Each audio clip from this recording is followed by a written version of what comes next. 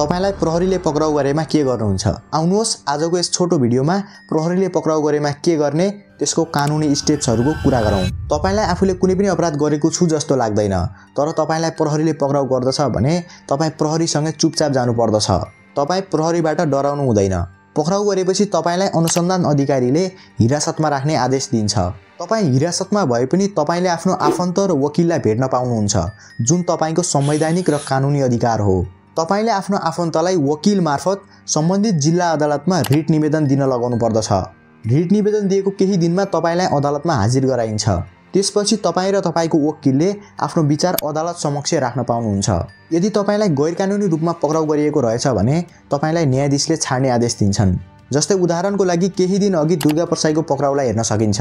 2082 साल मंसिर 2 गते सार्वजनिक शान्तिमा खलल पुर्याउने अभिव्यक्ति दिएको भन्दै प्रहरीले दुर्गा प्रसाईलाई पक्राउ गरेको थियो। त्यसपछि उनका छोरा निराजन प्रसाईले सर्वोच्च अदालतमा बन्दी प्रत्यक्षीकरणको रिट दायर गर्दछन् र मंसिर 7 गते नै सर्वोच्च अदालतले उनलाई तत्काल थुनामुक्त गर्नको लागि आदेश दिन्छ।